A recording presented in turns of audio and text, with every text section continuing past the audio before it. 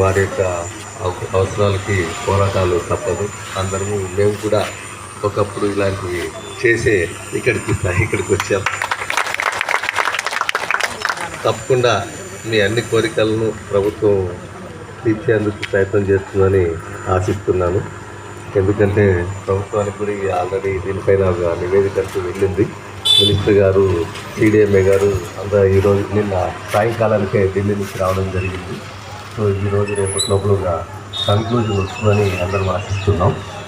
కాకపోతే మన మున్సిపల్ కమిషనర్గా నా పరిధిలో ఉన్న అంశాల్లో ఏవి కూడా ఎప్పుడైనా నా దృష్టికి వస్తే తప్పకుండా అన్నీ చేస్తానని అందరికీ మన నాయకులందరికీ తెలియజేయడం జరిగింది.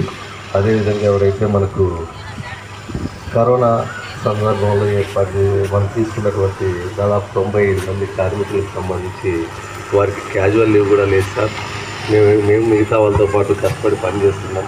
ఏదైనా చిన్నపాటి మా కుటుంబంలో ఎవరికైనా జబ్బు చేసినా, ఏదైనా పిల్లవాళ్ళని స్కూల్కి తీసుకెళ్లాలన్నా, ఏదైనా చిన్న సమస్యలకు కూడా మేము లీవ్ పెట్టుకోలేని పరిస్థితుల్లో ఇబ్బందిగా ఉంచారంటే వాళ్ళకు మిగతా వారి ఎంప్లాయీస్తో సమానంగానే వాళ్ళకు కూడా 15 రోజుల క్యాజువల్ లీవ్ ఇవ్వడం జరిగింది.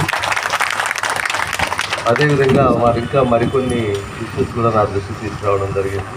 వాటిలో నా పనిలో ఉన్నటువంటి విషయాలన్నింటినీ నేను పరిష్కరిస్తాను, చేస్తానని కూడా చెప్పడం జరిగింది. కొన్ని విషయాలని ప్రభుత్వంతో కూడా ప్రభుత్వం ఆదేశాల ప్రకారం నేను చేస్తానని కూడా వారికి అందరికీ తెలియజేయడం జరిగింది.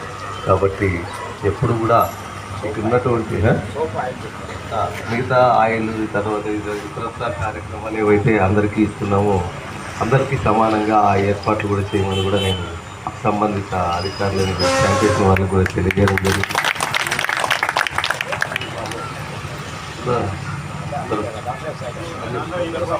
కార్యక్రమాలన్నీ కూడా మనం